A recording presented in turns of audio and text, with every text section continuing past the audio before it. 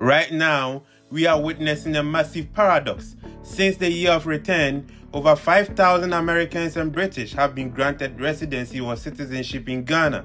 In 2024 alone, residency applications from Westerners have surged by nearly 30%. They aren't coming for a 2-week vacation to see the Elmina Castle. They are moving to Ghana permanently.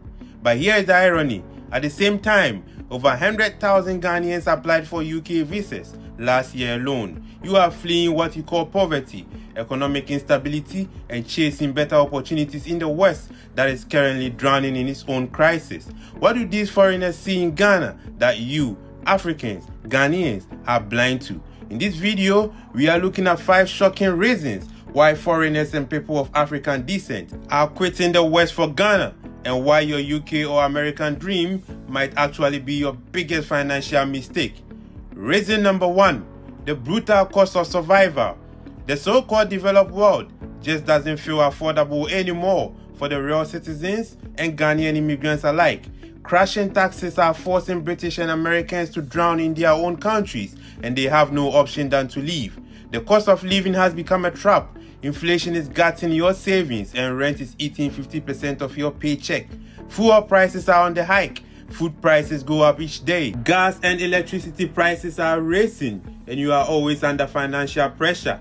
On the flip side, foreigners moving to Ghana realize that £2,000 a month in London makes you a working poor person living in a shoebox accommodation. By earning that same amount of money by working a remote job in Ghana that pays you in pounds or dollars, you are living like royalty. You are living in better housing, hiring staff, you are eating fresh food, and you are building equity.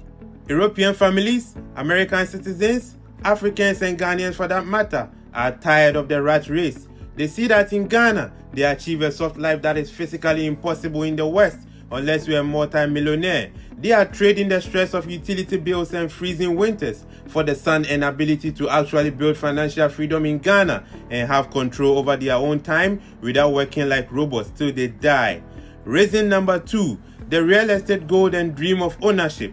Look at the trends. While Ghanaians in the diaspora are sending money home just to keep up appearances, Americans and Europeans are quietly buying the land in Ghana in high growth areas like East Legon, Aburi, and Pram Pram. I've seen stories of British couples who sold their 3-bedroom flat in a rough part of London for £400,000. They took that money to Accra, built a 5-bedroom mansion, and started a boutique and Airbnb business that generates $3,000 a month in passive income. They are succeeding in business in Ghana. They understand one thing. Ghana is a developing frontier. Everything that is already done in the West is still to be done in Ghana. Whether it is modern farming, agribusiness, tech hubs, or luxury shortlets, they are filling the gaps. But you, an African, a Ghanaian, is too busy ignoring these opportunities foreigners are seeing because you think that success only happens by working till retirement in Amazon or care work under a grey sky in London. Reason number 3. The third reason is something you can't put a price on: mental freedom.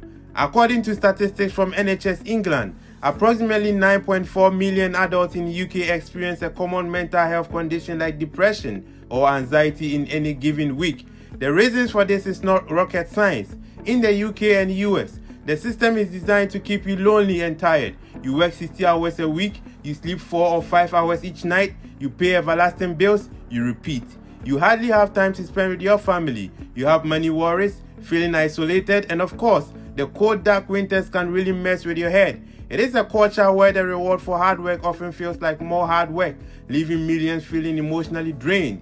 Indeed, for those British and Ghanaians who are bold enough to leave the UK and US for Ghana, they report a feeling of system of reboot and mental refreshment. The sunshine, the freedom, the vibrant rhythm of life. They focus on community and social life, living more of your life outdoors, and a culture that feels more interconnected. It's a powerful antidote to the loneliness of a big western city. Of course, Ghana isn't a magic pill for mental health. Still, the overwhelming feeling from those who have made the move is that they've traded a deep soul-crushing burnout in the UK and America for a set of more tangible, manageable, practical problems in Ghana.